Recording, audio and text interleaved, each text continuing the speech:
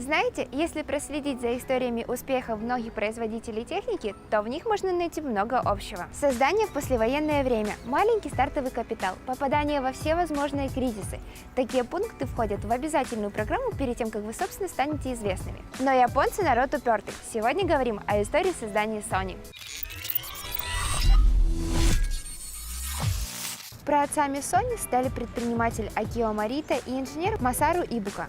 В мае 1946 года они открыли свою небольшую мастерскую радиодеталей под названием «Токийская телекоммуникационная инженерная корпорация». Поначалу дела шли довольно туго, покупатели совсем не спешили толпиться у входа, а молодые бизнесмены несколько лет искали собственную нишу продаж.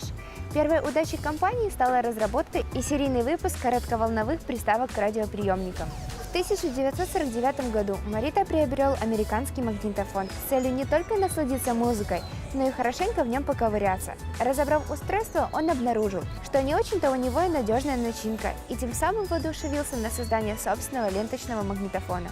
Впрочем, энтузиазм Мориты не совсем разделяли сотрудники компании, которые понятия не имели, как собрать то, что от них требует начальник. После длительного периода разработки, а также проб всевозможных материалов, компании таки удается выработать собственную технологию производства магнитной ленты. Получилось у них собрать и первый ленточный магнитофон, который весил, как и практически вся техника того времени, 35 килограмм. Этот маленький успех окрыляет основателей компании, и они принимают решение завоевать международный рынок. Нужен был свежий имидж и свежее название. Sony подходило идеально. В дальнейшем компания принимает решение о том, чтобы также просто именовалась вся последующая техника. Результат приходит очень быстро. Sony становится одной из первых японских компаний, техника которой продается по всему миру. Следующая ключевая дата – 1957 год и первый японский транзисторный радиоприемник. Транзисторные радиоприемники во многом превзошли ламповые. Они были компактными и лучше ловили сигнал. Массовый выпуск новинки начинается уже под маркой Sony.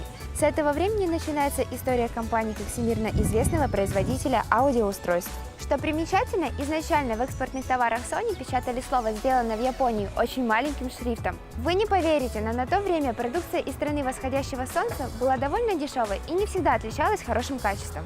Акио Морита в постоянном поиске инновационных идей и стремлении внедрять что-то особенное и не похожее на то, что есть у остальных, частенько вызывал недоверие сотрудников компании, но каждый раз подвергаясь риску, его идеи ждал ошеломительный успех. Удивительными выглядят истории первого настольного калькулятора, созданного Sony в 1964 году, системы цветного телевидения Тринитрон и бытовой видеокамеры.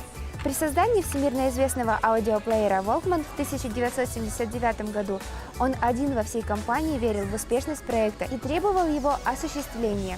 В итоге было продано более 100 миллионов аудиоплееров.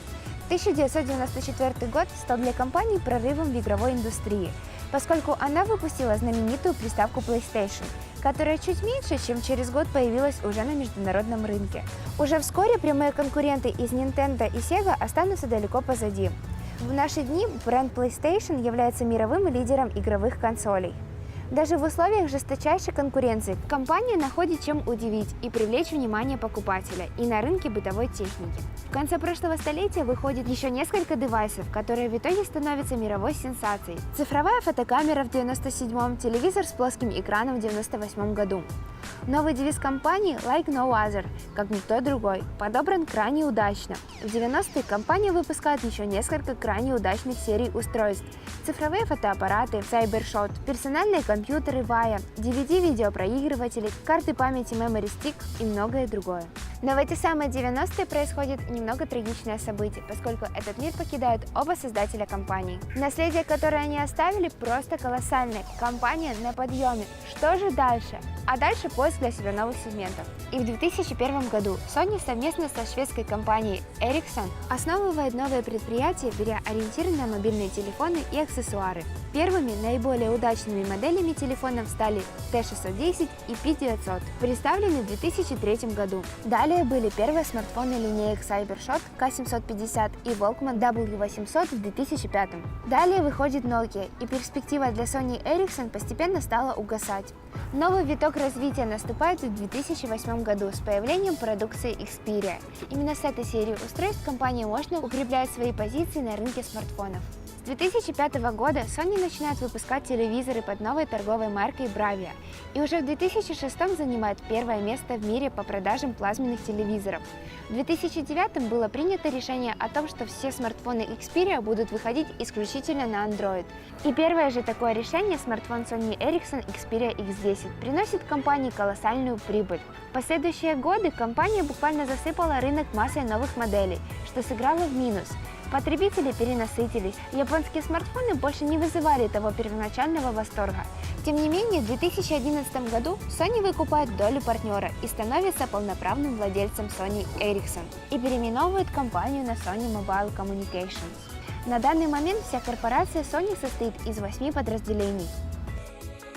А вот в наши дни времена у Sony не такие уж и радужные. В это сложно поверить, но все последние годы компания терпит убытки. В этом году сыграла свою роль как агрессивные конкуренты, так и курс национальной валюты.